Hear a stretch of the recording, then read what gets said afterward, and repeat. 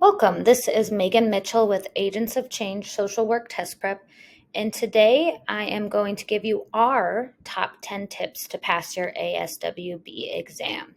And these are going to be some pointers to help you along the way. And we will give links to some of our blog posts or other videos that are referenced throughout. If you are looking for more content, make sure you check us out at agentsofchangeprep.com, and you'll find tons of information and resources there. So, we have had thousands upon thousands of people take the test throughout the years, and we have come up with our top 10 tips to help you pass your exam. So like I mentioned before, we want to make sure that you are able to click the links because different topics that we have touched on before are going to be referenced. So make sure you spend some time checking out those links and take with you today what's going to be a fit for you and the way that you learn best. Which brings us into our first tip, which is understand your learning style. I cannot emphasize this enough. Every human being has a different learning style because we all have different brains. So before you even begin studying, you need to understand and really tap into your learning style.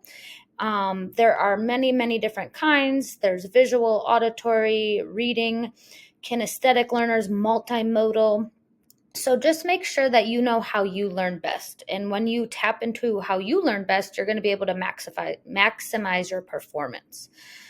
For example, some people do really well with just reading text on a page, white page, black text. That's not going to work for everyone.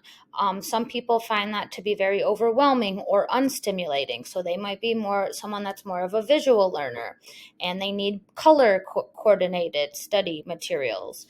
There's so many different things out there. So check out our blog post on learning styles and make sure that you don't select a learning platform or a learning program that is not going to be best suited for you, because we know that materials can be very costly. So we do not want you to spend money because it might have worked for someone else, but it's not a fit for you. So make sure you're doing your research before you purchase anything to make sure that it's going to be in line with your learning style. The second is master the code of ethics. I just want to reiterate how important the code of ethics is for this test.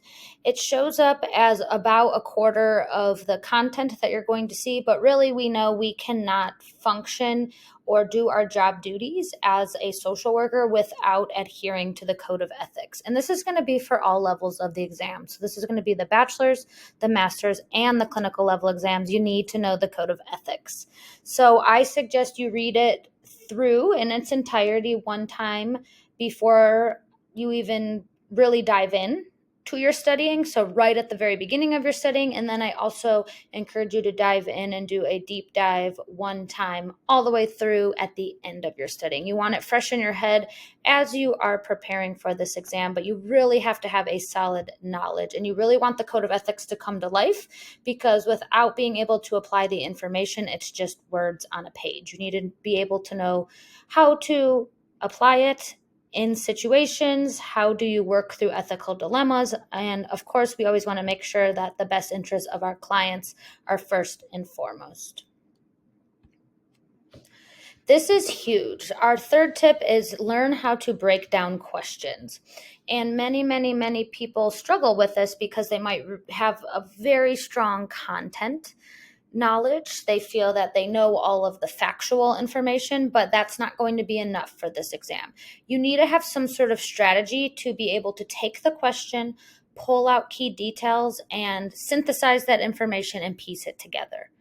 We at Agents of Change recommend our 5 W's approach, which is who, what, where, when, and why. And this is really our biggest tool that we recommend using on test day. It's really good to use when you get stuck on a question or it's very wordy or you're just needing some help breaking it down. So you can check out our 5 W's. We have a video, we have a blog post. This is really crucial to our test taking strategy and will help you break down those questions.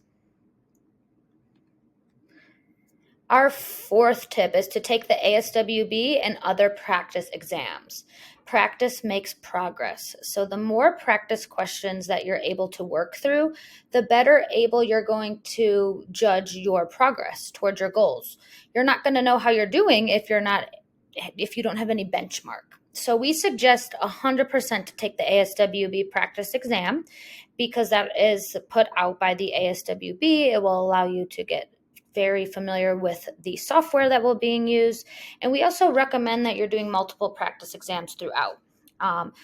People always say, what should I do? How do I know if I'm ready? Only you will know if you're ready, and that's different for everyone. But we encourage a buffer of at least 10 points on any full-length practice exam because we know that the testing environment is going to be a little bit more stressful. You might have anxiety, and when you're taking these practice exams in your home, you'll probably have a much lower stress level.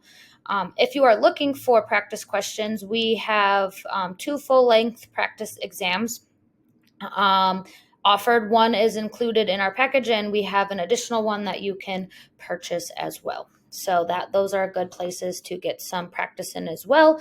Also, a good practice exam will give you rationales. If you get just someone sends you some questions and it gives you the answer, but it doesn't tell you why it's right, that's not a good practice question.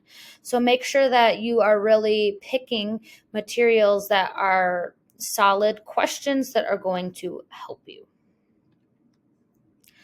The 5th tip is to practice self-care. And I would think this is probably the most important tip because if you are not your best self in all dimensions of wellness, you're going to really struggle to find the time, to find the energy to be able to be successful. This is a really lengthy and sometimes stressful process. I don't know anyone that's like so excited. They're like, this is going to be the most wonderful thing of my life. I can't wait. Right? It's a big change. It requires effort. So it's important that you have the right strategies to manage your anxiety and stay motivated up until test day. And you're going to need to practice self-care. And we can go much deeper into this, but make sure you check out some of the resources we have around the 8 dimensions of self-care.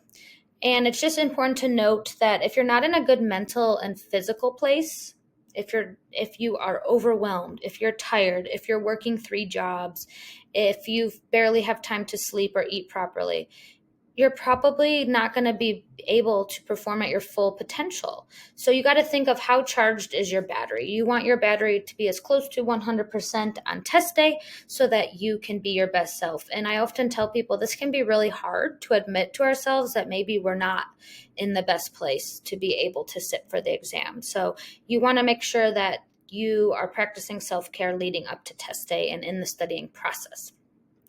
If you are looking to manage your anxiety and increase your study motivation, I know a lot of people are not motivated to do this. We have some strategies in our blog post linked here. Our 6th tip is to join a study group. And of course, this would be if this works well for your study and learning profile. But why are study groups so great? Because we are often, as social workers, social beings. We really thrive off of those social interactions. And it can be a good place to bounce ideas off of people, to just process, and to just have some support as you are going along in this process. So working with a small group, I would say if you're going to have a study group, make sure it's not too big, right? Make sure it's going to be a group that's actually helping you and it's not distracting you. So working with others is a tool that can help you as you are developing those skills. You will most likely be in consults and other peer groups as you move forward in your career. So it's a good idea to tap into this now. So Agents of Change, if you are a customer of ours, we have 2 live study groups each month. And this is great for those kinesthetic hands-on learners. A lot of people have said that this is their favorite part of the study program, is to get these study groups to be able to connect with other people preparing for the exam. Our 7th tip is understand the helping process. This is going to be crucial because we can't really answer any questions or engage with clients if we don't understand the helping process and the steps involved with it. So if you're thinking in your head, what is the helping process? Make sure you are familiar with this before test day. And this is going to be especially helpful for questions that ask you, what do you do first? What do you do next? Because it can help you identify where you are with that client. Are you engaging with the client? Are you in active skill building with the client? Are you terminating the client? So that acronym we use is EAT a Pie today: engagement, assessment, planning, intervention, evaluation, and termination. And those are the different steps that we work through with clients, regardless of setting. But it's going to be really helpful and essential for you to be familiar with that. We also have a video and a blog post on that if you are looking for more details. This one's huge. Avoid ASWB myths and misconceptions. So don't believe everything you read on the internet. You really need to be mindful that if you are talking to people on social media or going on different sites or Facebook groups, that the people you're engaging with you can trust. There are so many people that will tell things that just are not true. So make sure you're doing your own research and you are connecting with people that are legit. And I will say even real people, because there's a lot of bots out there now that are created, and there's a lot of scams going on. So you want to avoid that, and you want to make sure that you know what is true for the ASWB exam and what is not. There will be a testing booklet that they give you, and you can find some of the information online, but I have heard all sorts of things that are just simply not true that have circulated out there on the internet. So you want to avoid falling into these traps or misconceptions. For example, a misconception is it's like impossible to pass this exam, right? That is an exaggeration. The stats are available for you to see what the passing rates are. I've also heard people say things like, if you're within 1 point, they'll just let you pass. That's also not accurate as well. So make sure you really utilize the ASWB site to be able to reference information and get the correct information, because you don't want to go into the exam with false information. That's not going to help you. So make sure that you're well informed before sitting for the exam. This is huge. You need to have some sort of exam week and exam day strategy. So you know when your test is and what are you going to do in that week leading up. That can be a very crucial time to make sure you're practicing that self-care, to make sure that you're just doing like light review and you're not overdoing it and over cramming during this time. So you want to make sure that you are minimizing that last minute stress, but knowing that stress is going to be normal. That's part of the process, because for many people, this is something that's really important to them. And you want to maximize your focus. So maybe you are going to bed earlier the week leading up. Maybe you are taking walks in the evenings. It can be a variety of different things. On exam day, you want to make sure that you show up early, because if you're late, you could be denied access. You want to make sure you have your IDs, and you want to make sure you eat before the test. I can't think of anything worse than being hangry and getting shaky and your blood sugar crashes during the exam. You might think, oh, this is so easy. I'm fine for test day. It's going to be totally fine. Make sure you have some sort of strategy or plan, because there are times that I've heard people that forget to eat or they don't sleep the night before and then they're totally exhausted.